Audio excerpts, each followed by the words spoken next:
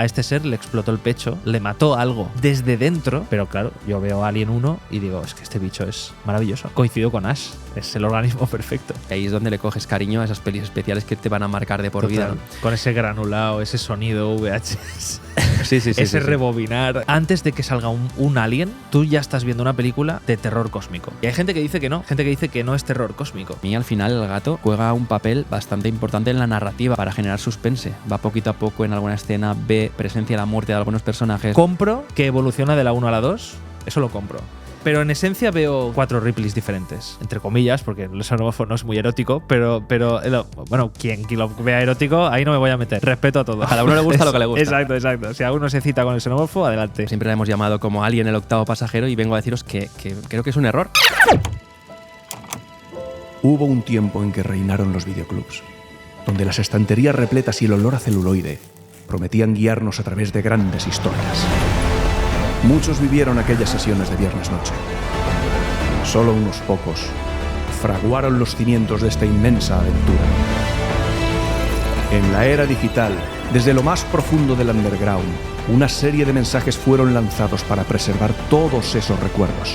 Ahora la sonda llega a tus manos, uniendo pasado y presente en un lienzo emocional que captura lo imposible y lo que está por llegar. Súbete a la nave de viernes noche y ajústate el cinturón. Adéntrate en un viaje hacia lo inolvidable. Ahora ya formas parte de la tripulación.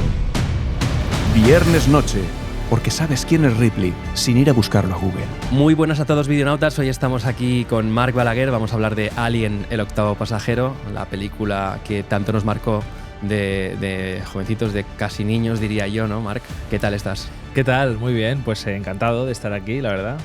Bueno, Marc es un no sé cómo explicarlo. Un obsesionado. Un obsesionado, ¿no? Un erudito, ¿no? Una persona que ama mucho esta saga y para mí es una de las personas que más difunde, ¿no? Ahora mismo la saga de Alien en habla hispana y… Puede ser.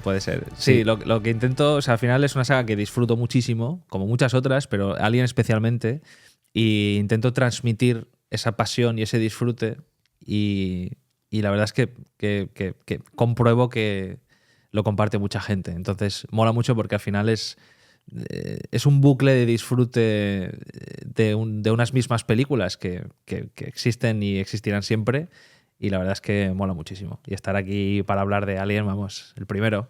Yo estoy súper contento, ¿no?, de que esté Marc aquí. Ya veréis, os dejaré sus redes, sus canales por aquí abajo, porque es una comunidad muy chula la que tiene. Seguid su proyecto si os mola Alien, porque ya os digo que no hay un sitio mejor, ¿no?, para descubrir cositas, ¿no?, detalles y rayadas de esta saga, que ahora encima viene súper cargada. Hoy vamos a repasar la primera peli de donde partió todo, pero bueno. Vamos un poco a hablar de la peli, pero antes de meternos en harina, vamos a contar un poco de cómo es la primera vez que viste tú la peli, qué recuerdos tienes.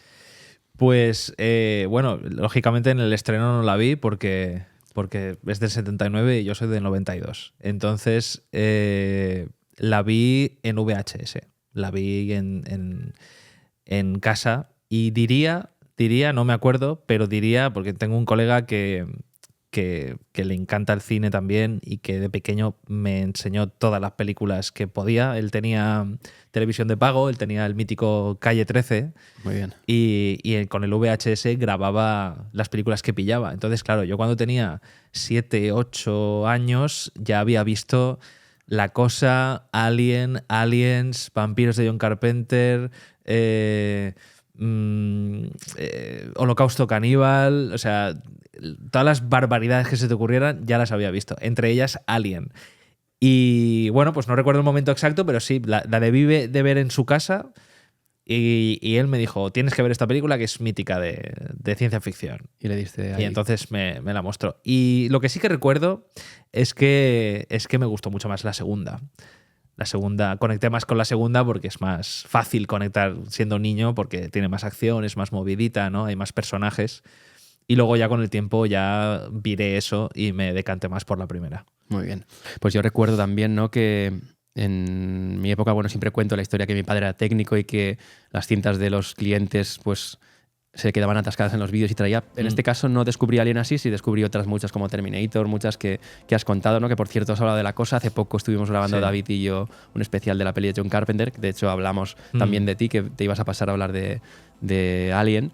Y yo creo que descubrí esta peli también por un colega del cole. En la época de jovencitos tenía un colega que estaba obsesionado. En esa época solo estaban las 3 primeras pelis, creo, las 2 primeras, porque eran los 90. Yo soy de finales de los 80, tampoco la vi en el estreno, pero sí que recuerdo eso, ¿no? Un colega muy obsesionado, muy fan de la saga, que me impregnó de esta saga Alien. Y creo que o la vería en su casa o la vería a lo mejor por televisión, tampoco recuerdo haberla alquilado.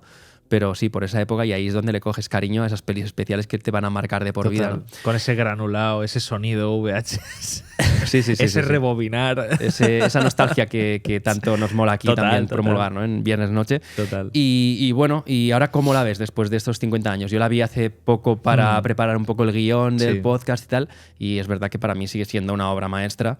La verdad que algunos efectos, algunos bichos han envejecido porque tiene casi 50 años la peli, pero aún así el trasfondo es lo que hablamos siempre, ¿no? Que estas pelis de hoy en día que meten tanto mogollón, tanta historia, tanto efecto digital, quizá envejezcan peor que una peli donde sale una marioneta, un animatrónico. Eso es. Y para mí Alien ha envejecido pues de puta madre. Sí. De hecho, en ese sentido, creo que ha envejecido muy, muy bien, y diría que las pocas cosas en las que no ha envejecido tan bien Alien el octavo pasajero, precisamente son en un par de planos en los que se nota que hay un señor disfrazado, ¿no? Porque toda la película el xenomorfo se insinúa mucho, no sale del todo entero, ¿no? Pero justo hay un par de planos cuando asesina a 2 de los personajes en la película, ¿no? La escena que mata a 2 seguidos, ¿no? A la chica y al chico. Y luego al final, cuando Ripley lo expulsa al espacio, ahí se ve que hay un señor disfrazado. Claro. Pero si no fuera por esos planos, que creo que son los que más han envejecido, porque se nota que es un señor con un traje, salvo por esos planos, toda la película me parece que ha envejecido genial. Y que sigue transmitiendo lo que buscaba en el 79. Y eso no se puede decir de todas las películas, ¿eh? Así es. Yo siempre defiendo, ¿no?, que estas pelis que usan cosas reales, lo hablé con David hace poco en La Cosa, para mí envejecen muchísimo. La cosa, hay transformaciones de La Cosa que yo creo que a día de hoy no se hacen, tío. No se hacen, ¿no? Y envejecen muchísimo mejor que otras pelis. Le comparé la saga de precuelas, que es la que me pilló a mí de pequeño de Star Wars. Yo le tengo cariño al episodio 1, que mucha gente odia, porque me pilló con, no sé, 12 años. Sí.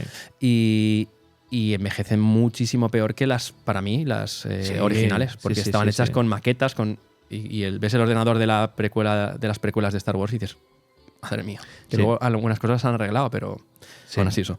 Y bueno, antes de acabar esta intro y ir al aviso de alerta spoilers, quería comentar una cosa que me he dado cuenta yo revisitando esta peli de Alien el octavo pasajero, que siempre la hemos llamado como Alien el octavo pasajero, y vengo a deciros que creo que es un error. Porque el Alien no es el octavo pasajero. Es verdad. Porque el octavo pasajero, el octavo pasajero es Jonesy, es el gato. Eso es. Y encima es alguien que sobrevive, es un ser que sobrevive y no lo han tenido en cuenta. Y quiero desde aquí decir que la han cagado a tope, ¿no? Porque Alien el octavo pasajero es una cagada llamar así la peli. Ya, porque debería ser Alien el noveno pasajero. Sí. Supongo que vale, o sea, llamarla octavo pasajero para los que no apoyen los derechos de los animales. Entonces el gato es una cosa, no es un ser, es una cosa. En esa época. Entonces no vale. ¿no? Es verdad. El gato siempre ha sido un pasajero más de la Nostromo. Y bastante importante, que ya iremos viendo que en la narrativa juega un papel así importante también. Sí. Nada, eso, quería dejar en clave de humor esta pullita, ¿no? Pero que realmente a día de hoy yo creo que no la llamarían el octavo pasajero, la llamarían el noveno pasajero. O directamente Alien. Alien, y ya está. Porque aquí tenemos también la costumbre de meter las traducciones y meter alguna frase de gancho para vender. Sí, se hacía más que ahora, más antes que ahora, pero sí. Era como, aquí hay que añadir algo porque si no la gente no va a ir al cine, ¿no? Así es. Pues bueno, vamos a ponernos ahí después de esta cuñita ya con la peli a tope. Muy bien. Alien, la saga que te enseñó que el espacio no tiene escapatoria. Bueno, pues antes de meternos en un poco lo que es la peli en sí, vamos a repasar un poquito el contexto, ¿no? De dónde viene esta película, de dónde ha bebido, ¿no? Recordamos que un par de años antes llegó el éxito de Star Wars a tope en el 77, pues las productoras querían ahí ciencia ficción. Como Total. De repente los años 50 fue una década muy top de ciencia ficción. Tenemos también por ahí pues la peli de 2001, Una odisea en el espacio, de la década anterior, del 69 creo que era, no recuerdo bien. 69 o 68. Por ahí sí. Y claro, con la petada de Star Wars, pues de repente las productoras querían traguita de ciencia ficción. Y por otra parte, tenemos el otro género que es el terror, que está claramente en Alien, ¿no? Y ahí tenemos también una ola en los 70 de terror más serio, más psicológico, tipo La matanza de Texas, El exorcista, Carrie, unas cuantas películas que abrieron un poco otro tipo de cine más slasher, más... con el punto de gore, claro, ¿no? que rompía un poco con el terror más clásico, que a mí también me encanta. Yo sí me gusta todo, casi me lo como todo. Hitchcockiano, Hitchcock, ¿no? sí. O incluso con el terror de las criaturas, de las bestias, de vampiros, de la momia, del hombre lobo. Y aquí rompían un poco para hacer algo un poco más realista, digamos, entre comillas, y con esa crudeza, ese miedo de lo que tú has dicho, ese gore, esa sangre. La casquería. Claro. ¿no? Que de pronto diera miedo, no que te encuentre un vampiro, sino lo que te va a hacer ese vampiro. Claro, ahí estamos. O lo que te va a hacer ese hombre lobo. O sea, no vas a morir rápido. Yo creo que era un poco el mensaje de ese terror. Eso es, una ciencia ficción más realista, creo yo, entre comillas, aunque luego vemos que hay cosas que sí, pues realmente podría ser realista, porque un alien no sabemos realmente si, bueno, claro, si habrá por ahí o no. La matanza de Texas es gente loca, ¿no? Se podría resumir con gente loca. Y luego pues tenemos pelis como La invasión de los ladrones de cuerpos, de gente que te infectaba, de cositas de donde puede haber bebido la peli Alien, ¿no? Sí. Y digamos, un contexto de cine de donde al final pues todos bebemos de algún lado, ¿no? Y creo que han ido influenciando esta peli, y a Ridley Scott, que es el director, que vamos a hablar un poquito de él también, y de donde nace esta aventura, ¿no? Que nos presenta ahí una serie de personajes que también vamos a repasar, que no son, digamos, científicos al uso, son más bien trabajadores. Una suerte de trabajadores, empleados que están ahí. Que saben de lo nave. suyo, ¿no? Que saben de arreglar, de minería, de arreglar la nave, ¿no? Y poco más. Sí. Y bueno, y tenemos a Ridley Scott, antes de meternos en el reparto, que es un tío con mucho carácter, ya en la época creo que lo tenía, ¿no? Y es un tío que ha hecho pelis como Gladiator, que está ampliamente ligada, porque una filmografía mítica. Probablemente su éxito más reconocido por el tema de los Oscars y tal, pero tiene pelis muy reconocidas, pues Blade Runner, dentro de la ciencia ficción, Gladiator, ya lo he dicho, The Martian, Los duelistas, pelis de distintos palos. Sí, además toca bastantes palos Ridley Scott, ¿eh? Es pero como que no se casa con algo, ¿no? Porque Gladiator de pronto es histórico, Martian es ciencia ficción realista, Alien es ciencia ficción fantástica, ¿no? Digamos. Sí, toca Blade Runner, de pronto es distópico, futurista, ciencia ficción distópico. Toca bastantes palos Ridley Scott, la verdad. Eso es una cosa que se puede valorar de él, que se atreve a meterse en jardines de géneros diferentes y no es un género, o sea, no es un director que digas solo hace esto, ¿no? No, se atreve a bastante más, ¿no? Luego sale mejor o peor, pero sí.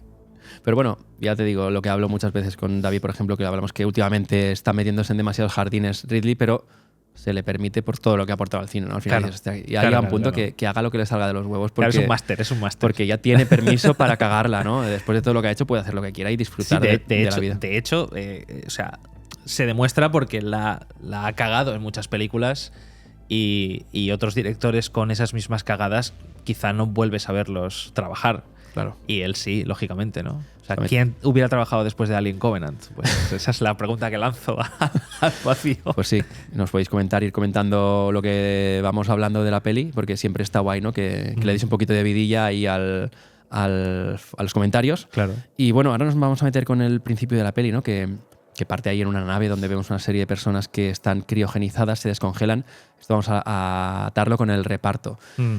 Y yo quería preguntarte un poco eso, ¿no? Que estos son personas, digamos, que que han pasado los años, que no tiene nadie esperándoles en casa. ¿Cómo lo ves tú? Porque yo he visto cosas que iremos comentando en la peli que me parecen extrañas. Que me parecen... Ya, bueno, luego en la segunda nos enteramos que Ripley tenía una hija. En la primera no se dice que tiene una hija. No se dice nada de esto. Sí, es verdad. Lo de los viajes espaciales en la saga Alien no se han explicado, no se ha hecho una explicación técnica, ¿no? O lo más cercana a la realidad. Porque, claro, si trabajamos sobre lo que sabemos del espacio, ¿no? Y de los viajes en el espacio, pues claro, son viajes de unas distancias enormes, ¿no? Entonces, claro, cuando se crionizan, o sea, cuando entran en el hipersueño los personajes, yo entiendo que lo que se está haciendo ahí realmente es abaratar gasto. O sea, en lugar de tener, si es un viaje de 9 años, ¿no? Pues tienes a los personajes en hipersueño, no están vivos, no están gastando recursos, o sea, no están vivos, no están despiertos, no están gastando recursos en la nave, y para ellos esos 9 años pasan como una noche de sueño, ¿no? Pasan rápido. Pero claro, han pasado 9 años. El personaje no envejece, porque lo que vemos en Aliens El Regreso es que se mantiene como se acostó, ¿no? El personaje. Pero claro, eso entra en discusión, desde luego, con lo que vemos en Aliens El Regreso, que de pronto tiene una hija, ¿no? Entonces, claro, no sé qué tiempo... Seguramente se podría explicar con que el viaje que hace la Nostromo, que vamos a asumir, no lo sé, igual me lo estoy inventando, pero vamos a asumir que hace desde la Tierra al sitio donde carga la materia que lleva la nave, ¿no? Que es de minería, de transporte de minería, hasta la Tierra otra vez, ¿no? O hasta otro planeta donde va a descargar. Vamos a asumir que es un viaje quizá de 2 años solo, o de 1 año y medio. O sea, que es una cosa que Ripley puede asumir como tengo una hija, pero bueno, puedo asumir este viaje, ¿no? Igual lo hace porque es que necesita el dinero. Claro. Vemos sobre todo eso, que son perfiles que no son científicos, son más proletarios del espacio, digamos. Total. Y es lo que luego vamos a ir hablando, que a mí hay cositas que me chocan, ¿no? Pero que en verdad en la época las trataban así, en otras pelis también. Y bueno, nos vamos a ir metiendo un poco en el reparto, empezando por Sigourney Weaver, Ellen Ripley, ¿no? Sí. Esta actriz que nos ha marcado a todos, que vamos a hablar un poquito de la evolución del personaje, ¿no? Que se nos presenta aquí como la construcción de un icono, la Final Girl. La mujer vista en el cine hasta poco antes la veíamos como la femme fatale, muy símbolo de atracción sexual en las pelis de cine negro, en el cine... Sí, o el interés amoroso del protagonista, o la princesa que hay que rescatar. Efectivamente. ¿No? Era poco común ver... Y aquí ya se la sitúa. 2 años antes ya vimos a la princesa Leia haciendo un rol ya un poco más... de princesa a rescatar, irónicamente, pero más guerrera, ¿no? Más peleona. Pero digamos que Ripley para mí tiene un poco, desde el contexto que yo lo veo a posteriori, ese punto de inflexión, ¿no? De meter a la mujer un poco en primer término, ¿no? Y decir, las chicas también pueden ser protagonistas. Cosa que es una sorpresa en la película, porque no solo por la época, sino por la propia película, que empieza la película y diría que el protagonista es Dallas. Efectivamente. No es Ripley. La primera peli se la presenta como un personaje que va... Que es secundario. Sí, que es secundario y va cogiendo fuerza. Sí, claro. Y al final acaba siendo pues la Final Girl, que se conoce en estas pelis más rollos láser de persecución, que es la que sobrevive. La que sobrevive, como si fuera un videojuego, la que se pasa el juego, ¿no? La que se pasa el juego, eso es. Y la evolución de Ripley, vamos a hablar un poquito rápido en estas 4 pelis. Sí. Pues yo la veo aquí. Hay mucha tralla, pero vamos a tratar de controlar a Mark, que él tiene tralla ahí para dar. Pero yo veo que empieza un poco como lo que tú dices, una secundaria. Sí. La tía va cogiendo peso, va aprendiendo, va evolucionando hasta Final Girl, ¿no? hasta Final Girl en la primera peli. Sí. Tía superviviente, pone ahí a la mujer en plan, ya no hace falta que venga el tío cachas de turno a cargarse a acompañar a alguien, sino que ella sola ha sido capaz de sobrevivir, cosa que otros no han hecho. Y salvar al gato. Que es importante en la película, que ella siempre va detrás de llevarse al gato. Efectivamente. Luego, en Aliens, James Cameron la convierte en heroína, ¿no? En Sí, heroína, sí. no la droga, sino en mujer héroe. Claro, voy a seguir un girito ya. Es lo que me faltaba de Aliens Ya el sé, regreso. es lo ya. que faltaba, ¿no? Y digamos que James Cameron pues tiene ese papel que ya hizo en Terminator, ¿no? Que vemos una Sarah Connor. Total, hace es exactamente lo mismo. Lo hemos comentado. Sí. Que Sarah Connor en la primera peli también es una chica que acaba siendo protagonista, pero está perseguida, huye, es la chica que sobrevive. Eso en es. la segunda peli ya es la otra heroína Sí. que Tiene coge- músculo, tiene músculo. Sí, y tiene músculo incluso y, Sí, sí, sí, y sí. pilla y está mucho más. Tú me comentabas, ¿no? Que la ves incluso más justificada que a En ese sentido, Ripley. o sea, en ese sentido de vivir una experiencia traumática y en base a ello prepararte físicamente, ¿no? y estar, digamos, atormentada por lo que puede pasarte, en ese sentido Sarah Connor creo que está mucho más trabajada que Ripley, pero simplemente por el trabajo en off de cámara. O sea, Sarah Connor en la 2 ya te cuentan que lleva años en un manicomio entrenando y atormentada y preparada para los Terminators que van a venir, y Ripley se acuesta a dormir y se despierta en Aliens el regreso. Es decir, que técnicamente es la misma Ripley Claro. de la primera película. No ha entrenado, no ha cambiado, ha vivido una situación traumática y esa situación y un conjunto de cosas le hacen decidir volver a enfrentarse a esa criatura. Pero cambia básicamente su actitud, Claro. no su físico, no su preparación, no sabe usar armas, o sea, le enseñan en Aliens el regreso Muy a bien. usar un rifle, ¿no? Un lanzallamas, tiene el mismo conocimiento que tiene en la primera. Pero sí que se convierte, digamos, aquí la evolución es ya pasar a ser como Claro, pero porque la heroína, película es de acción. ¿no? Claro. Aliens el regreso ya requiere una especie de militar luchando contra los aliens, ¿no? Al principio vemos a una asesora, porque ella va en calidad de asesora a Haldis Hope, rodeada de militares que le enseñan a su vez también a usar armas y todo el rollo, y al final tiene que convertirse prácticamente también, no en Final Girl, porque sobrevive más gente en la película. Muy bien. Ya ves tú para qué, después viendo la 3, pero sí que se convierte. O sea, a mí lo que me pasa con Ripley y la evolución en las 4 películas es que veo 4 Ripleys diferentes. 4 Ripleys, claro. O sea, no veo un personaje que evoluciona. O sea, compro que evoluciona de la 1 a la 2. Sí. Eso lo compro. Pero a partir de aquí ya se va un poco de Pero, madre. pero en esencia veo 4 Ripleys diferentes. Sí. En la primera veo a una ingeniera que intenta sobrevivir, en ese sentido a la más humana y a la más realista. En la segunda veo a una madre, ¿no? Una especie de madre, ¿no? Porque pierde a su hija, pero de pronto le dicen que hay niños en la colonia de Haldis Hope. Entonces ella como que siente bueno, pues ya no me queda nada en la Tierra, pues ¿qué me queda, no? Pues voy a intentar ayudar, ¿no? Habría que ver si realmente, después de lo que vivió la Nostromo, si tiene sentido realmente que decida ir otra vez al xenomorfo, Claro, a saber- la boca del lobo. Viendo cómo está el tema. Habría que decidir, habría que estudiar bien si tiene sentido que haga el personaje eso. Luego en la 3 veo una señora súper triste y con una actitud ya muy diferente a lo que es Ripley. O sea, veo otro personaje, veo a Sigourney Weaver haciendo otro personaje, y en Alien Resurrection ya ni te cuento. Claro. O sea, ya no es nada de Ripley, ya En la- es otra claro. cosa. En la 3, digamos que acaba sacrificándose. Sí. Y en la 4 sí que es claramente ya otro personaje porque La clonan, Sí. está mezclada con la reina, entonces ahí sí que ves que la cabeza le va para otro lado. Sí, Ahí sí, sí sí, que... sí, sí, Pero sí. bueno, en definitiva lo que quería sacar de aquí no es que el personaje de Ripley no ha pasado a la historia, igual que el de Sarah Connor, como un personaje que marca ese inicio, ¿no? Quizás de que las mujeres empoderadas en el cine de acción o de ciencia ficción, y es importante, ¿no? Por Sí, el... diría que marca un inicio, pero un inicio bastante paulatino, porque luego viene la década de los 90 y en los Claro. 90 no podemos decir que tampoco tenemos muchas heroínas No, o está- mujeres empoderadas en el cine. Muy bien. Entonces, Está Sarah Connor a principios, Sí, sí. pero sí, sí. sí, sí. Pero De bueno. hecho, por eso se usa siempre como un ejemplo es que en el 79 ya había mujeres empoderadas. Claro. Bueno, había 2. Claro.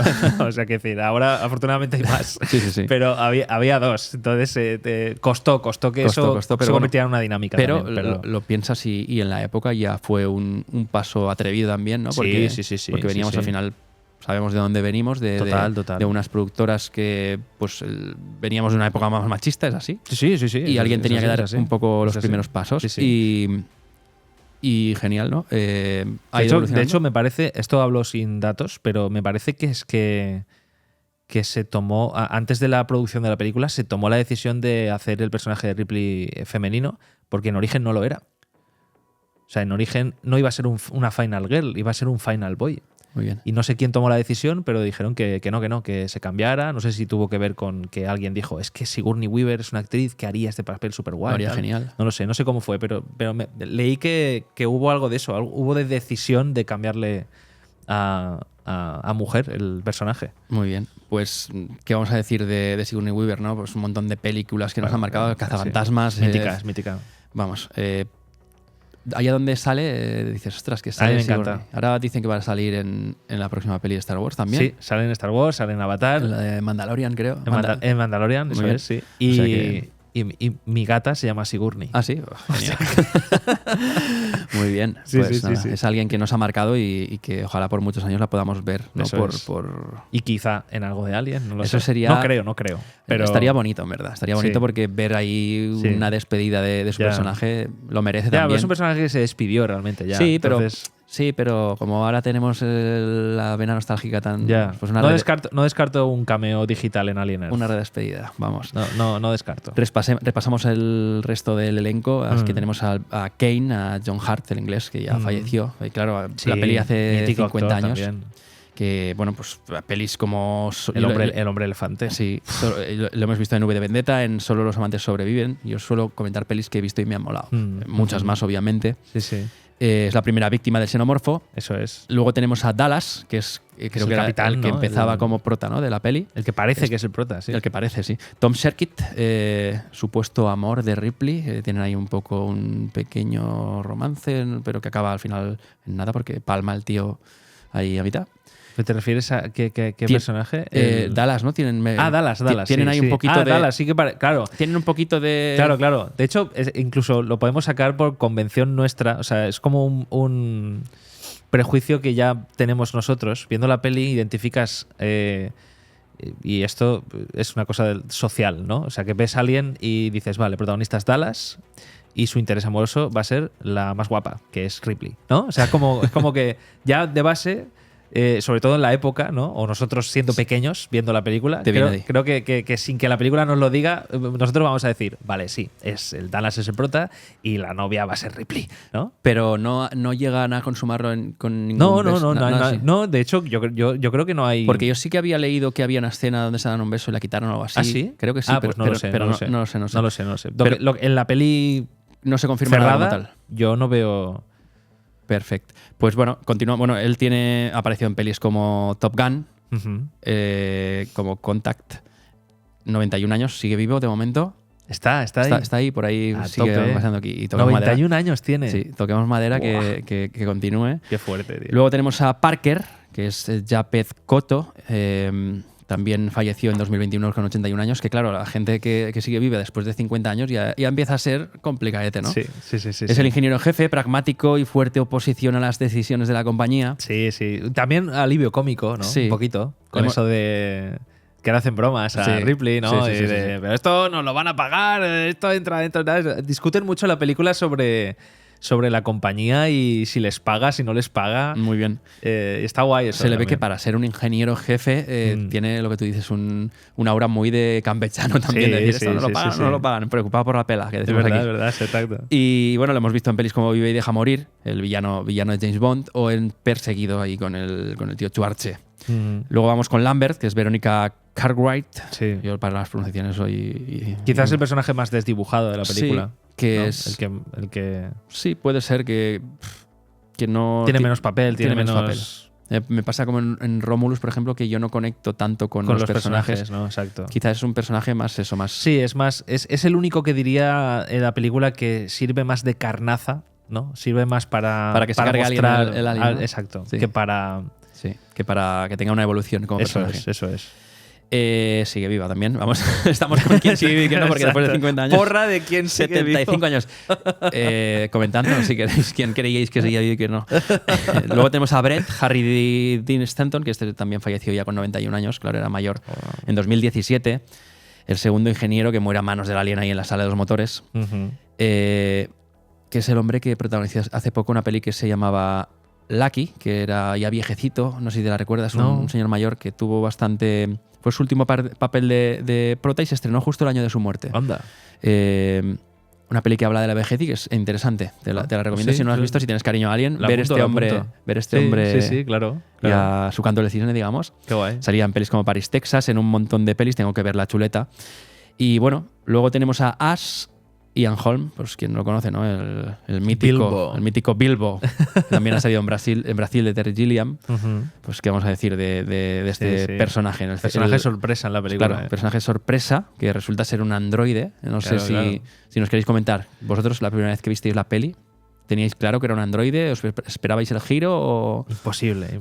Nadie, ¿no? Imposible porque en la segunda tú ya sabes que existen los androides, pero en la primera no. La primera no, ¿verdad? En la primera no te dicen... Bueno, no recuerdo que haya ninguna frase que haga referencia a la palabra sintético. Nada así. O cosas así. Es como, sí, película futurista, pues ok, pero de pronto que uno sea un robot cuando tú no conoces previamente la existencia de robots en la película es un sorpresón. Y empiezas a ver el líquido blanco, porque claro, de líquido negro, aquí el líquido blanco. Es curioso, ¿eh?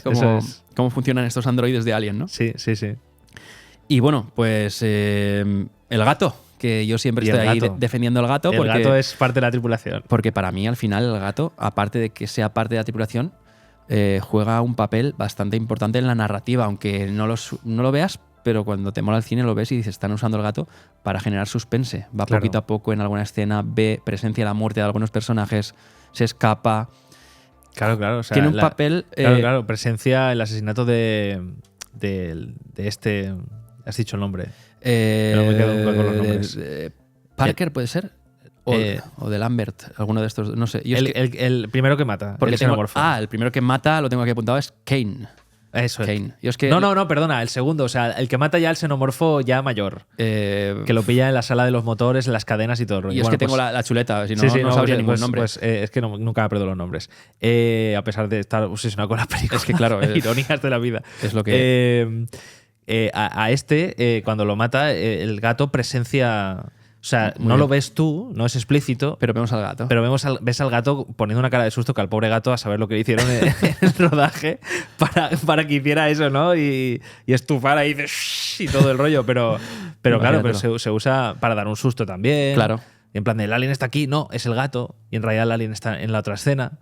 Entonces sí se usa como... Y es curioso que yo hace poco vi una peli, la tercera parte de una saga, Un lugar tranquilo, no sé si la conoces. Sí, me encantó. La tercera... Me gustó que es una precuela, que es Un lugar tranquilo día 1 y salía un gato también. Me pareció muy bonita esa peli. Salía un gato también. Sí, es verdad que la chica tiene un gato que va dando vueltas por ahí y luego aparece. Sí, es muy Jonesy ese gato. Sí. Y Pepe creo mucho de Alien, ¿no? Que al final funciona mucho con una herramienta narrativa de suspense de dónde está mi gato, ahí el gato. Eso es. Ripley se pasa la peli salvándole, ¿no? Sí. De hecho, lo pone en un transportín. Hay un momento en que lo tiene que deja el transportín con el gato, que vemos el xenomorfo acercarse al transportín, pero no le hace nada al gato, y luego ya vuelve a recogerlo. Es un alivio emocional, ¿no? Y una esperanza de decir, Ripley se salva con su gato. Claro. Exacto. Es curioso, ¿no? Que al final, pues eso, lo que decía yo, lo teníamos ahí como... El octavo pasajero Alien, pues debería ser el noveno pasajero. Y tú me comentabas por el camino que incluso el décimo, ¿no? El décimo, porque madre también podría ser un pasajero. Sí, tenemos en cuenta, ¿no? La conciencia que tenemos hoy en día de los animales, quizá en los 70 no se tenía. No, claro. Pues quizá dentro de 30 años tenemos conciencia de las IAs, como no la vemos ahora, y quizá dentro de 30 años venga algún ¿Cómo no vas a tener en cuenta que madre no es un pasajero? Venga algún podcaster a decirlo de no, es el décimo pasajero. Dentro de 30 años estás haciendo el podcast con ChatGPT. con un robot que viene en representación de ChatGPT. En el futuro. Que por supuesto que tenéis que tener en cuenta a madre, por supuesto. Pues nada, yo creo que vamos a hacer una pequeña pausa y nos metemos ahí con el siguiente bloque. A tope. Alien. La razón por la que mirar al techo nunca volvió a ser igual. Bueno, ya que seguimos con Alien, estamos con Marc Balaguer, ya sabéis, aquí en Viernes Noche, y tengo aquí un libro que me acaba de regalar, Alan y Coffee contra el heavy metal, porque Marc, aparte de hablar de Alien, de ser músico, pues también es escritor, ¿no? Está preparando ahora una nueva novela y bueno, os recomiendo que echéis un vistazo, ¿no? a su trayectoria porque es súper interesante. Tenéis Alan y Coffee ahí en Amazon y muy pronto la nueva novela. Y eso es. esperando a ser leída por las hordas de lectores. Eso es, las hordas de xenomorfos que van a leer. Y nada, vamos a volver a Alien, al universo Alien, antes de meternos ya en la trama más al acecho, a analizar las mejores escenas. Yo te preguntaría, ¿qué ves tú que diferencia esta peli, ¿no? ¿Qué tiene de más original? ¿Qué te atrae de Alien? O sea, aparte de hacer el contexto histórico de que en el 79 es novedosa en muchas cosas, diría que no es novedosa en cuanto a atrapar a personas con una criatura, ¿no? Que igual eso el cine ya nos lo había mostrado de alguna manera o de otra, ¿no? En lugar de un alien, pues te está cazando un vampiro, un hombre lobo o una criatura deforme Muy o bien. lo que sea, ¿no? Sí, incluso pelis, como hemos dicho, como las de la invasión de los ladrones de cuerpo, Eso que no es, vemos incluso eso es. en toda la peli El enigma de otro mundo, la primera película de los 50, muy bien. de La cosa. de la cosa, ¿no? Entonces diría que no es tanto original por la parte de un monstruo que te persigue en un entorno cerrado, ¿no? Que es una de las más míticas en cuanto a esa temática, pero no diría que es la primera o la que inventa ese género. Yo diría que donde gana la película en originalidad es precisamente en el origen de esa criatura. O sea, yo creo que ahí es donde la película es de adultos. O sea, es elevada. Porque el momento en el que aterrizan en una luna desconocida, totalmente desierta, con un páramo además bastante hostil, ¿no? Una tormenta ahí hostil y tal, que no es un sitio tranquilo, ¿no? Yo creo que en el momento en el que, porque están siguiendo una señal, se supone, de socorro, ¿no? Una señal desconocida y tienen la obligación, entre comillas, de detenerse a mirarla, ¿no? Por protocolo. Sabemos que no, sabemos que es la Weyland Yutani diciendo, Que ya se ha llevado ahí, claro. aquí hay. Entonces, el momento en que llegan allí, encuentran este entorno hostil y la nave alienígena, que ya aparte del diseño de la nave ya me fascina porque me parece súper... O sea, tú cuando la ves no concibes cómo funciona esa nave. Tú la ves y dices, vale, esto tiene un aspecto como de croissant, no tiene propulsores, no, ¿cómo se levanta esto, no? Pero al mismo tiempo la ves y dices, es una nave. Entonces, ese trabajo de diseño me parece brutal porque creo que es muy difícil de conseguir. O sea, ya decir, vale, me inquieta, pero al mismo tiempo sé para qué sirve. O sea, eso me parece brutal. Que haya una nave estrellada alienígena en ruinas que quizá llevan millones de años allí, de pronto, antes de que salga un alien, tú ya estás viendo una película de terror cósmico. Y hay gente que dice que no. Hay gente que dice que no es terror cósmico. Es terror cósmico. Es terror Lovecraftiano desde el sentido de te estás encontrando con una cosa del cosmos que ignorabas y que no comprendes. Y que además es terrible. O sea, es grandioso y terrible. O sea, una nave con una estética Giger, ¿no? Con una estética incomprensible, extraña, aparentemente inútil. O sea, dices, pero los seres humanos somos muy pragmáticos, ¿no? Diseñamos una nave espacial con todo lo que necesita y lo que no necesita se lo quitamos, ¿no? Y de pronto ves una nave que no tiene un sentido lógico ni científico, ¿no? Dices, ¿por qué tiene estos esqueletos y estas formas tan extrañas, ¿no? ¿Por dónde se coge? Claro. Claro. Dices, pero esto, para empezar, ¿cómo se levanta del suelo, ¿no? ¿Qué tecnología tiene, ¿no? Y ya cuando llegan a la sala del trono, ¿no? Cuando llegan a ese puesto de mando donde hay un ser gigantesco que aparentemente tiene como cabeza, ¿no? Tiene como anatomía más o menos humana, ¿no? Tiene brazos, tiene cuerpo, tiene tronco, tiene cabeza, parece que tiene ojos, ¿no? Tiene una trompa como de elefante, pero al mismo tiempo está pegado a la silla, como si el ser fuera la silla, ¿no? Que eso en Prometheus fue diferente porque de pronto fue una especie de armadura, ¿no? Pero yo defiendo mucho la figura del Space Jockey, de este bicho, ¿no? Que nunca tuvo nombre, se le llamó Space Jockey. La defiendo mucho alejándola de Prometheus, ¿no? Hay gente que dice, no, pues entonces en Prometheus ya nos han explicado que eso era una armadura y que ahí dentro había un ingeniero, ¿no? Yo me niego a aceptar que en la criatura que vemos en Alien, el octavo pasajero, ahí dentro hay un señor. Hay un calvo. O sea, es que no me lo creo, porque ves la escena y ves a una criatura gigante, unida a la silla, no da la sensación de que ese ser se podía levantar de la silla. No puede estar ahí metido el tío de la lotería de Navidad, ¿no? Eso es, no estaba ahí haciendo con sus líquidos negros, con sus cositas. No, es imposible. Veo un ser, o sea, voy más allá, veo incluso un ser que es la propia nave. O sea, ¿cuándo acaba el ser y cuándo empieza la nave? No hay un punto límite. O sea, no hay una diferencia. No hay efectivamente, aquí hay un señor sentado. No, es que el propio ser, si te fijas, es la propia silla, que al mismo tiempo es la propia nave. Entonces, claro, eso es terror cósmico absoluto. O sea, decir, madre mía, ¿cómo se ha generado esto? ¿Cómo ha crecido esto? Yo que vengo pensando de la evolución en el planeta Tierra, de que todo tiene un sentido lógico, ¿no? En las mutaciones y en la evolución y en el entorno y tal, y que de pronto en otra parte del universo, quizá hace millones de años, se originó esta criatura, que quizá la nave ya es la criatura, y no saberlo, y tú como ser humano no entenderlo. No concebir eso, claro, ¿no? Claro, que sea incomprensible para y además que ocasiona terror, porque una cosa puede ser incomprensible pero no dar terror, ¿no?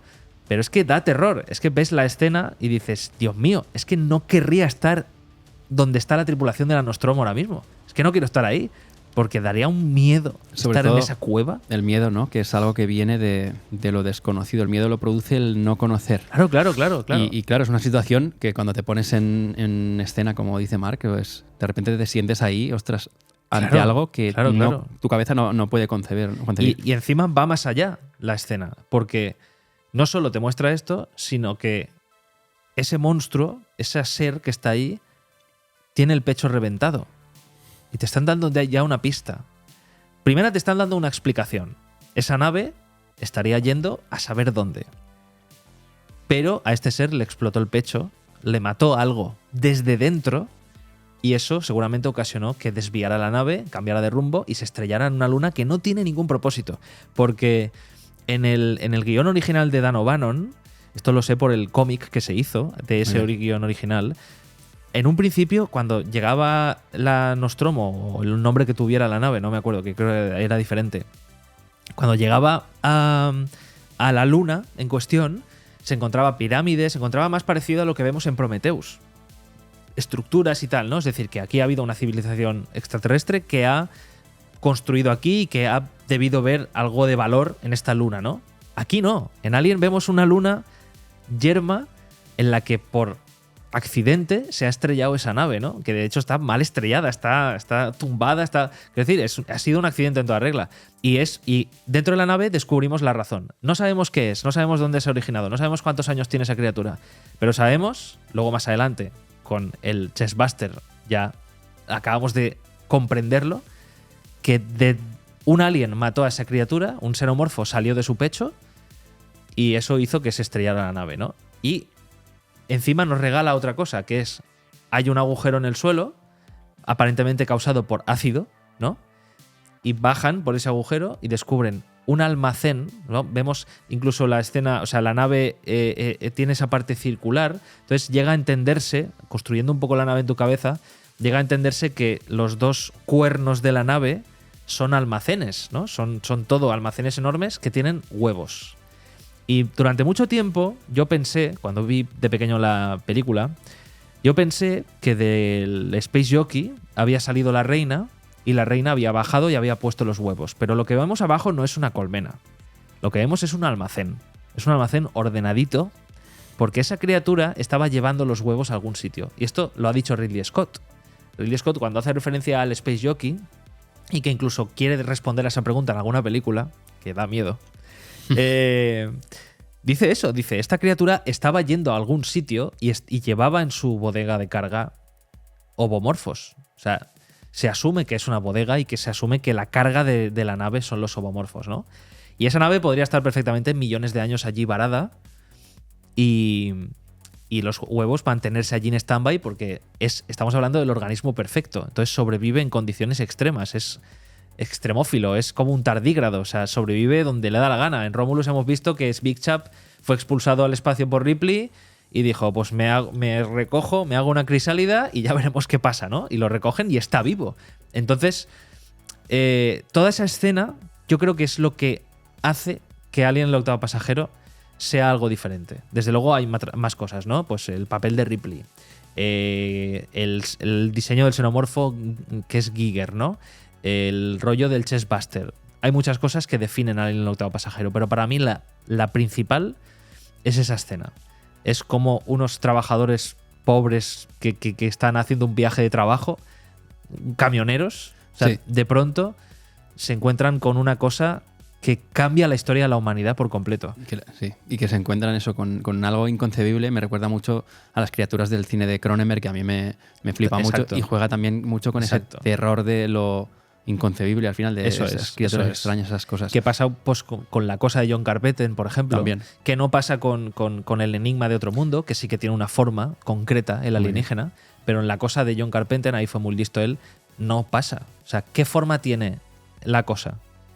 No que lo sabes. sepamos. Y cuando Ninguna. dejan rienda suelta a la imaginación, pasa un poco como en los libros, ¿no? Eso que es. tú le sumas lo que a ti te apetece. Eso y, es, eso y a es. veces lo que decimos, que tanta explicación muchas veces rompe esta magia, ¿no? Claro, a mí es la magia que acabo de describir del Space Jockey y de la luna y de la nave, se me rompió con Prometheus. Claro.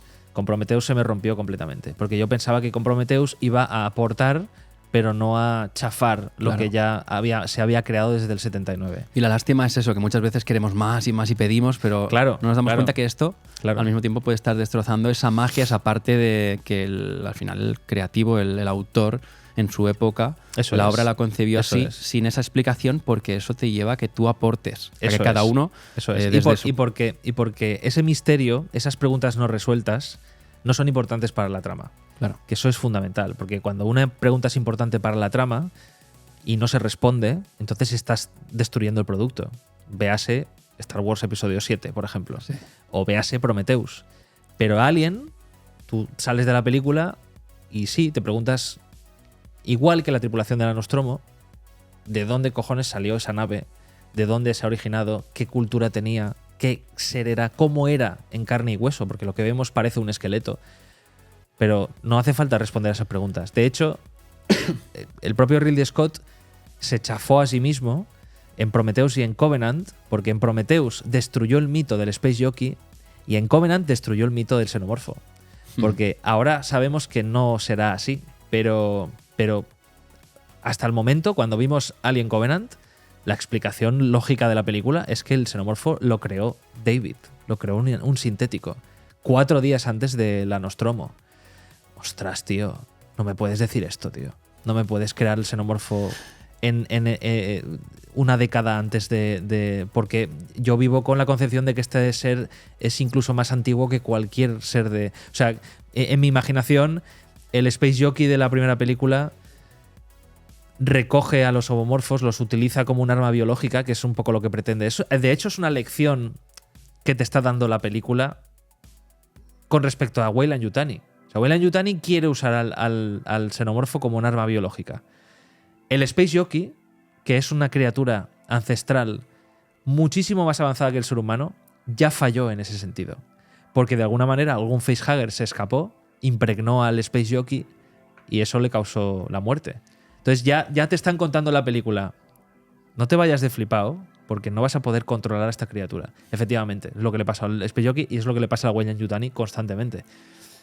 Todos somos culpables al final porque pedimos también más productos, más cosas. Claro, es pasa verdad, en Star es Wars. verdad, es Y verdad. es muy difícil cuando una saga se hace tan grande como pasa en Star Wars, que a los dos nos mola un montón. Sí. A no ser que haya gente por detrás como Filoni, que cogen el testigo y tienen controlado todo con pelos y señales. Eso pero en es. el momento en que hay series y cosas que se van de sus manos, empiezan a surgir cagadas porque tenemos el universo de pelis, de series, de cómics, de libros. Sí. Y dices, que es tan difícil que algo no joda a otro algo. Eso es, Pero eso queremos es. más, pues Eso es. más significa Claro. que luego cada uno también tengamos la responsabilidad de no empezar a odiar todo el resto, sino... ostras, No, está claro. sino está decir, claro. para mí esto es esto, tío. Y Está un claro. poco creo yo que es el modo de no empezar a Sí. todos a soltar. Yo he aprendido, bilis. no sé si es por el cariño que le tengo a Alien el octavo pasajero, pero a pesar de Prometheus y a pesar de Covenant, yo he aprendido a separarla del resto. Claro. Porque también me ayuda a separarla de Aliens, el regreso, que las considero muy diferentes, ¿no? Entonces, yo sigo viendo Alien el octavo pasajero, sigo viendo la escena del Space Jockey y sigo pensando que eso que estoy viendo ahí todavía no ha recibido explicación. Y de hecho no la quiero. O sea, sí, podría decirse que los ingenieros de hecho, lo que yo siempre pienso es que los ingenieros copian la tecnología de los Space Jockey. O sea, los Space Jockey son más antiguos todavía que los ingenieros, ¿no? Los ingenieros usan trajes que simulan el aspecto de los Space Jockey, hacen como una referencia a ellos, pero yo sigo viendo Alien el octavo pasajero y viendo esa escena y no puedo, y no pienso que hay un señor ahí dentro. No se me rompe la magia porque Eres me pongo, capaz, ¿no? me pongo en la cabeza de Ridley Scott, de Dan O'Bannon y En de esa la época. gente de esa época viendo la película. Me pongo en la cabeza de esos, ¿no? Porque hasta que no llega 2012 y Prometheus, nadie concibe que eso es una armadura. Por lo tanto, hasta 2011 yo vivo en esa En esa burbuja. realidad, claro. Y es bonito, ¿no? Y cada uno pueda pensar al final que cada uno construya su canon Eso es. en su cabeza. Y con Alien es fácil, porque como cada cosa es diferente, Claro. Y coja las piezas de aquí y de ahí. Y es lo que yo, bueno, todo el mundo lo sabe, ¿no? Que por qué un libro siempre se suele decir que es mejor que la película. Pues porque los tú libros creas tu tú creas, historia, ¿no? tú pones la cara del Eso personaje, es. tú lo vistes, tienes una descripción, una guía, pero tú luego lo completas a tu Eso gusto. Eso es. Y las pelis pues lo tienes ya, lo ves. Es muy difícil que hagan una obra maestra al gusto de la mayoría de gente, No, porque imposible, cada uno imposible. pensamos de un modo, ¿no? Imposible. Y la gracia y la magia de los libros, que yo siempre lo promulgo, ¿no? Que hay que leer, porque es muy importante Pues sí. para activar la imaginación, que hoy en día con tantas redes, tanto TikTok y tanta claro, cosa, es verdad, esto es verdad. se nos está quemando un poco. Es verdad. Pero hay que leer los libros de Mark. Los míos y los de otros mejores también. También, todos. Y hablando de la parte del guión, cuando has dicho lo del pecho, me ha venido Sí. a la mente que el guionista, no sé si era exactamente el guionista, porque sabes que el guión es un proceso que a veces se mete mucha gente, Claro, se mete sí, el propio director, total. algún actor si es muy tocho. Eso es. Y tengo entendido que alguno de los implicados tenía un problema de una enfermedad pulmonar. Y de ahí es de donde surgió la idea de que el monstruito, ¿sí? saliera del pecho. No tengo constancia, Pues pero, sí. pero qué guay. Pues, Es algo que he sería- recordado cuando estabas contando lo del... sería curioso. Sí. El tipo este tenía el pecho reventado, pues un datito que a mí me gusta dar datos. Sí. No, la verdad es que está guay porque en una cosa también innovadora de la película es en esto de las fases del bicho, ¿no? Entonces, claro, vemos que hay un huevo, una especie de huevo en el suelo, de ahí sale una araña, que el aspecto lo podemos es más familiar, ¿no? Porque parece una araña. Se le pega a la cara de un personaje y aparentemente se le despega y no pasa nada, ¿no? Sí que pasa porque luego además hay un plano que cuando ya has visto la película tiene sentido, o sea, está guay porque lo revés y le ves, ¿no? Que cuando está todavía Kane con el abrazacaras pegado, está Ash haciéndole estudios y Ripley se le acerca a hablar con él, se acerca a hablar con Ash, ¿no? Y Ash está viendo una pantalla y está el xenomorfo en la pantalla antes de que salga. O sea, ya estás viendo la criatura. Se ve incluso un ojo. Muy bien, no me fijé en Que los ese detalle. xenomorfos tienen ojos, lo que pasa es que están muy para adentro. escondidos. Están para adentro. Está muy- Pero, o sea, más que ojo, tiene como una estructura facial, Muy craneal, humana, pero se ve esa imagen. O sea, Qué guay. él está haciendo una radiografía y ha identificado perfectamente que ese facehugger le ha metido dentro una criatura. Una de las cosas que me sorprendía antes de que sigas contándonos un poco todas las fases, ¿no? del Alien, para que no se me olvide, una de las cosas que me impactaron, que también lo estuve hablando hace poco en La Cosa porque es muy paralelo, es cuando empiezan a investigar a la criatura que está con el tipo en la cara. Sí. Están todos allí.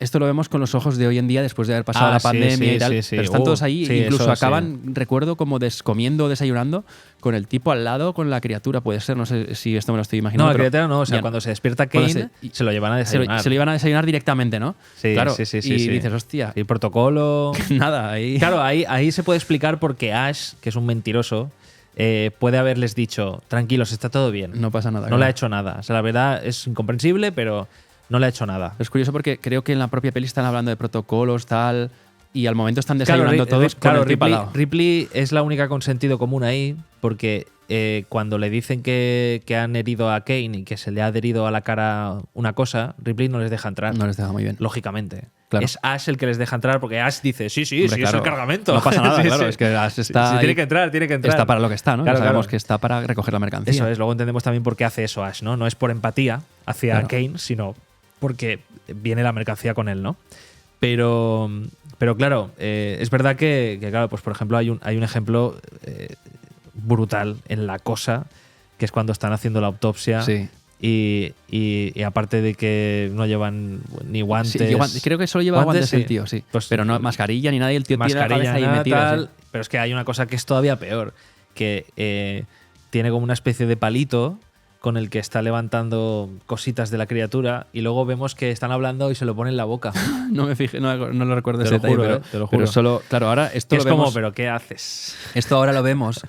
Nos hemos pasado la vida riéndonos, entre comillas, de los japoneses Sí, sí. y que iban con mascarilla, y ahora lo vemos como algo normal, y yo lo veo en las pelis y me salta, me canta mucho. Y quizá Exacto, la última vez exacto. que vi la peli, hace unos años, esto no lo hubiera... Sí, medidas de seguridad, Sí. desde luego no las toman. No las toman. En la película, Y ¿no? es curioso. Sí. Y nada, eso, hablando de la parte que habías sacado de las fases un poco Sí, del xenomorfo, sí, sí. porque tengamos claro, los que nos mola la peli, pero no estamos tan a piñón. Sí, bueno, pues las fases clásicas, aunque se han ampliado, ¿no? Con el lore, se han ampliado con los juegos de rol, por ejemplo, que son oficiales y son canon y eso. Las fases míticas son huevo, abrazacaras, chestbuster, que sería la criatura que crece en tu interior, y cuando sale ya muda de piel, ¿no? Y ya se convierte en el adulto xenomorfo, ¿no? Luego luego habría más fases realmente, ¿no? Porque supuestamente el xenomorfo que vemos en Aliens El Regreso, que tiene la cabeza diferente, ¿no? Que tiene como más crestita, es una evolución del que vemos en la primera, por ejemplo. Sería eso más o menos así. Y luego también tenemos que en algún momento dado un xenomorfo se puede convertir en reina, como en las hormigas. Muy ¿no? bien. A mí esto no me gusta. A mí el rollo de hacer al xenomorfo colmena me parece acercarlo a lo que conoces, y creo que es un error acercarlo a lo que conoces. Claro. Creo que lo que hay que hacer es acercarlo a lo que se desconoce. A lo desconocido, claro. Entonces, en ese sentido, me gustaba mucho más la propuesta de Alien el octavo pasajero, sobre todo la parte, o sea, la versión del director, Muy bien. que tiene escenas eliminadas en la versión de cines, que una de ellas es, por ejemplo, claro, Dallas desaparece en la película. Desaparece. Y ya no lo vuelves a ver. Asumes que se ha muerto y Claro. ya está.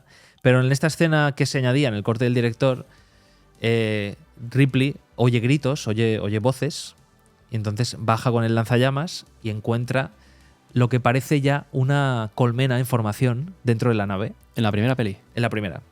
Y se descubre una cosa brutal, y es que están el primero que caza el xenomorfo, el que caza en las cadenas, ¿no? A ese, creo que era Lambert, lo caza y también no sabes lo que le pasa, ¿no? Pues a ese se lo lleva a esa colmena, y a Dallas también. Y resulta que lo que ves es que mediante las secreciones estas que tiene el xenomorfo, estas personas se están convirtiendo en huevos. Entonces el ciclo está cerrado. No hace falta una reina para poner huevos. O sea, Claro, para que se reproduzcan y claro, continúen la entonces, especie. claro, es todavía más incomprensible. Dices, para mí es todavía más perfecto el organismo en ese sentido. Porque si hay una reina, pues matas a la reina. Ya no pone huevos, si no hay huevos, no hay aliens. Aquí es el conflicto este que fue antes el huevo o la gallina. casi. Eso es.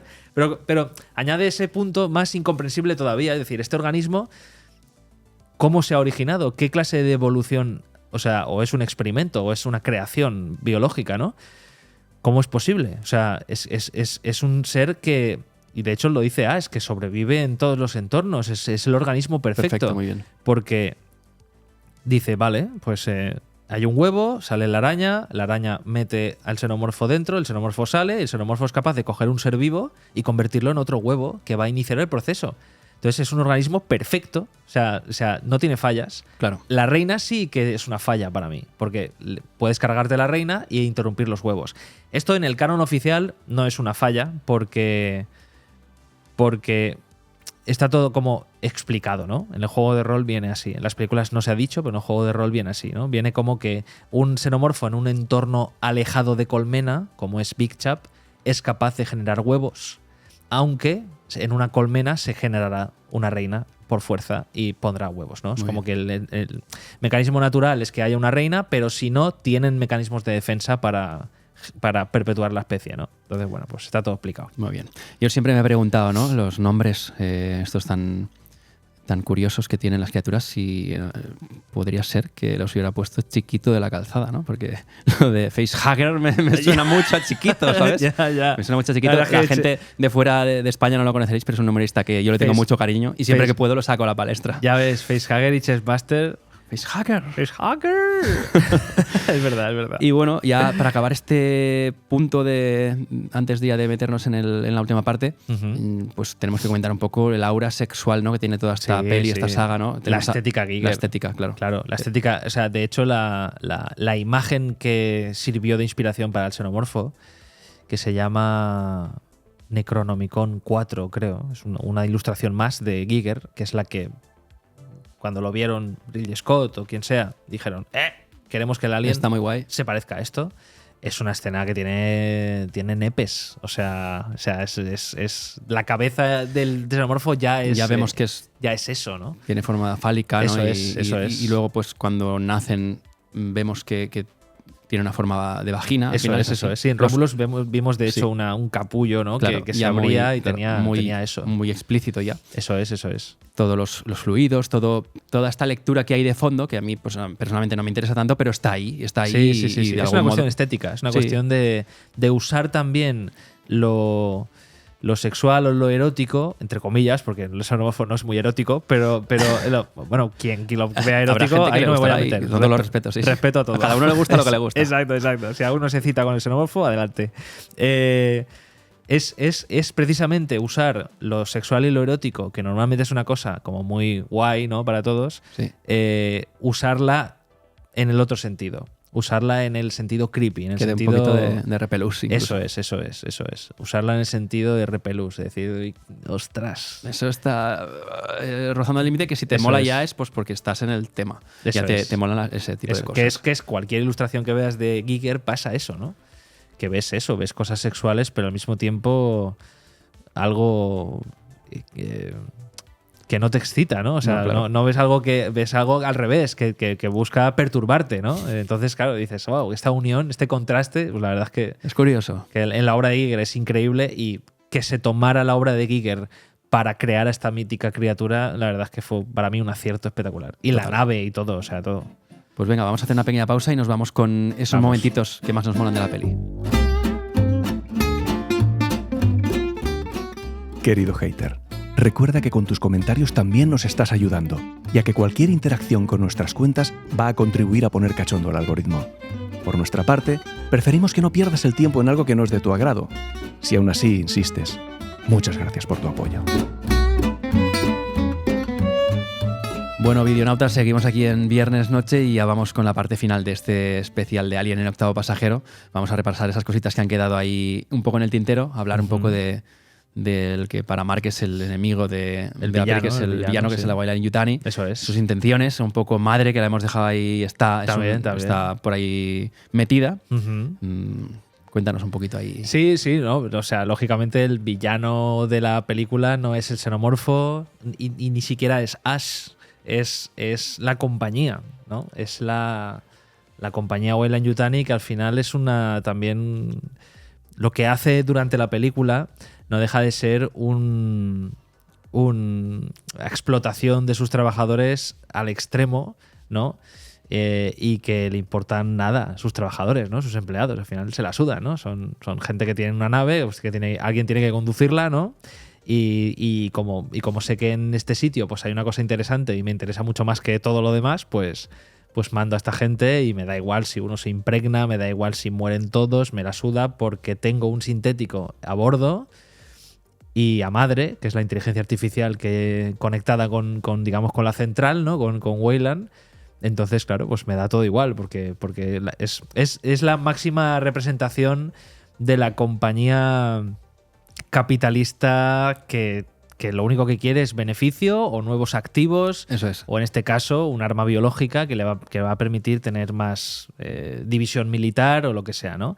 Es verdad que la Weyland-Yutani, la Weyland en la primera película, a partir de la segunda ya es Weyland-Yutani, es una compañía muy difusa, porque es una compañía que, o sea, el universo de Alien además es muy rico en lo que es el lore expandido. En los juegos de rol viene muy, muy bien explicado. porque hay mucho universo de Alien. Hay diferentes gobiernos, hay diferentes sistemas de gobierno y claro, en el futuro el universo de Alien está gobernado por las compañías, ¿no? Por Weyland y por sus competencias. Entonces, claro, Weyland lleva el control de planetas enteros. O sea, son planetas empresa. O sea, no hay un gobierno, no hay una democracia, una dictadura que lleva este planeta y además están las compañías, ¿no? Como sería en el planeta Tierra real, ¿no? No. O sea, hay planetas que son totalmente prospecciones mineras, colonias científicas que pertenecen única y exclusivamente a Weyland-Yutani. Porque en el universo de Alien pasa un poco, hablando de las distancias, un poco como lo que estamos viendo ahora en el mundo, Sí. con magnates tipo Elon Musk, Jeff Bezos y tal, que están como intentando meterse en la industria aeroespacial, ¿no? Y que posiblemente, es una posibilidad, que colonización de otros planetas ya no sea por una cosa gubernamental, sino porque o de un país, ¿no? Sino porque sean las compañías las que Iniciativas colonizan. privadas, muy bien. Claro, Sí, sí, entonces si de pronto llega SpaceX a Titán, por ejemplo, pues igual se la queda, ¿no? O sea, Claro. ¿qué normativa va a haber que le impida que Titán pertenezca a Elon Musk? Eso a es. Musk, ¿no? Pues ninguna, ¿no? Porque pues sí, pues llega a la conquista y es suya, ¿no? Claro. Entonces, claro, esto es lo que pasa en Alien y irónicamente Weyland-Yutani ya es una empresa que tiene un control prácticamente absoluto de todo. Y aún así, la ambición, y es un poco pues esa ambición capitalista de si siempre quiero más y que nunca tengo suficiente, de, bueno, ya, pero es que esta criatura me hace ganar todas las batallas, ¿no? La puedo usar como un arma de destrucción masiva, ¿no? La puedo usar para asustar a mis enemigos, la puedo usar para mandar a esta criatura a un sitio y reventarlo por dentro, ¿no? Entonces, claro, esa es la explicación de por qué Weyland-Yutani está tan obsesionada con obtener al xenomorfo, ¿no? En todas las películas. Vemos en Alien 1 que Madre y Ash, toda la misión la desvían a conseguir al xenomorfo. Vemos en Alien 2 cómo el Weyland-Yutani tiene ahí un enviado, ¿no? Que va con ellos, que quiere proteger al xenomorfo. Incluso llega a traicionar a Ripley y a la niña, ¿no? Les suelta a los facehuggers en la habitación para eliminarlas, porque Ripley está con eliminar los xenomorfos y él como, bueno, no, pero no, tío, que este bicho es muy valioso, ¿no? Que es un activo muy valioso. En Alien 3 lo mismo. En Alien 3 llega la Weyland-Yutani al final de la película intentando proteger a Ripley para que no se sacrifique y no mate a la reina, porque en teoría se han extinguido. Porque James Cameron los extinguió en Aliens el regreso, ¿no? Entonces la única reina que queda es la que tiene Ripley en su pecho, ¿no? Y luego en la 4 ya no tenemos a Weyland-Yutani, ya tenemos a otra empresa o otro sistema. Y creo que han tal. pasado un mogollón de años. Claro, ¿no? han saltado como 300 años al futuro, 200 años en el futuro. Ya no existirá Weyland-Yutani y es otra empresa, pero que básicamente tiene el mismo objetivo, ¿no? O sea, recuperar al xenomorfo y utilizarlo como un arma de destrucción masiva, como un arma biológica y tal, ¿no?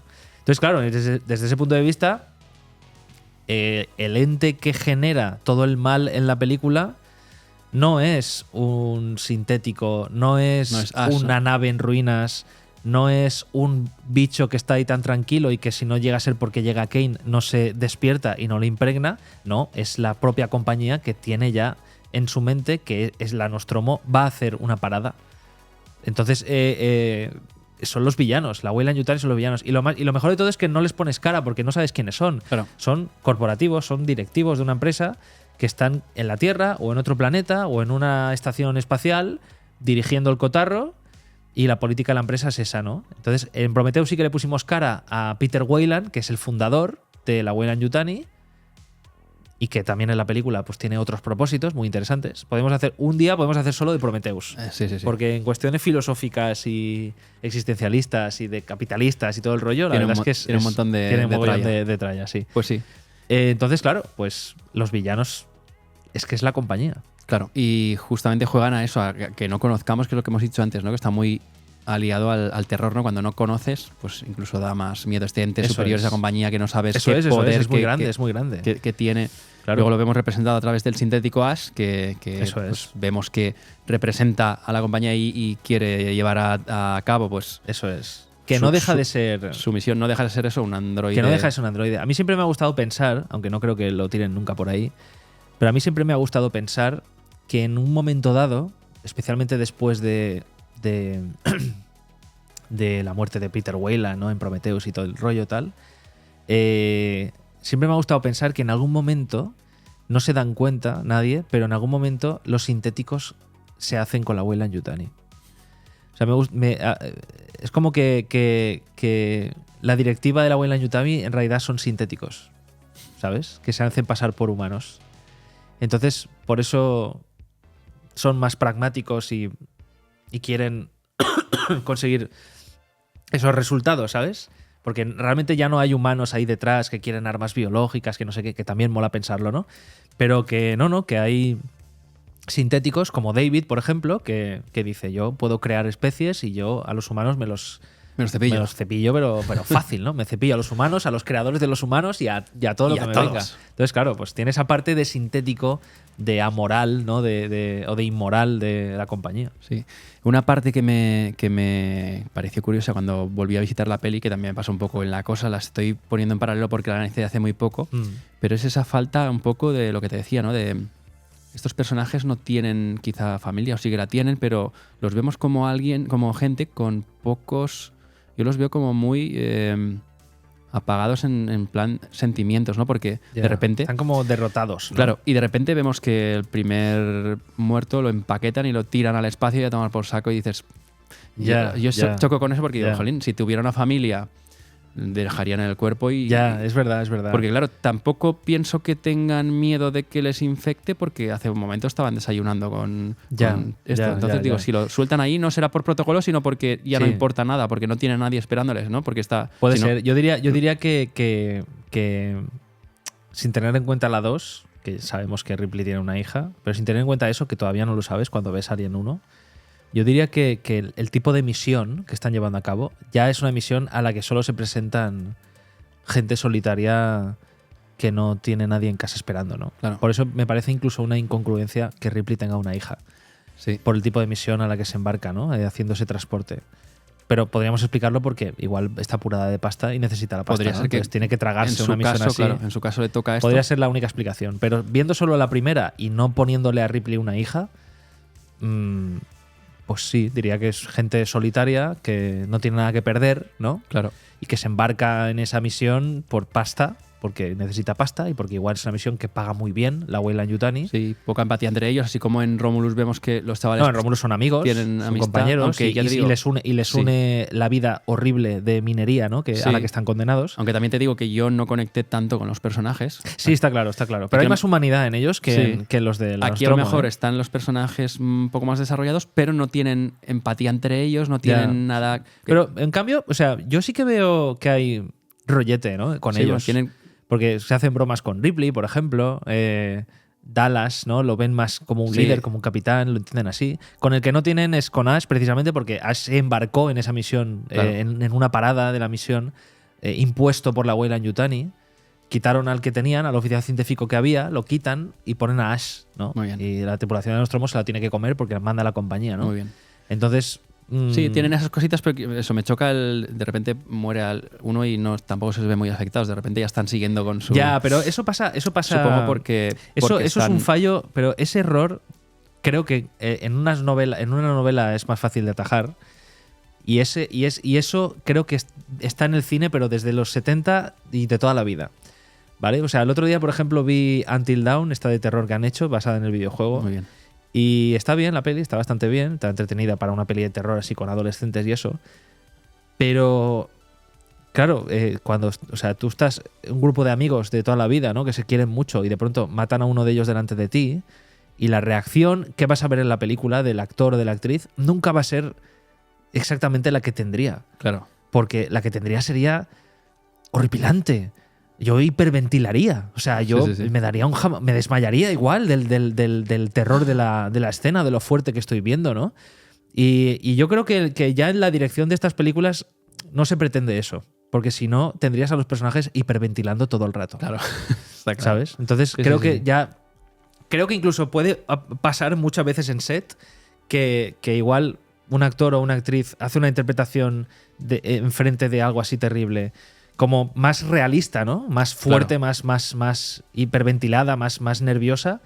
Y quizá en dirección le dicen, rebaja porque en cámara está quedando que te está dando un patatús. Demasiado ¿no? heavy, Entonces sí. igual también Sí. nace de eso. Sí, entiendo lo Puede que me ser. dices, pero sí es verdad que me chocó un poco. Sí, porque lo vi sí. un poco frío, ¿no? El Sí, es empaquetar frío, el es frío. cadáver, tirarlo y, Sí, es frío, a es seguir. frío, es frío. Como proletarios. y Es frío, como- pero mira, en cambio Sí. la escena cuando Ripley encuentra a Dallas pegado a la pared y lo mata con un lanzallamas, porque Dallas está transformándose en un huevo y le dice, mátame.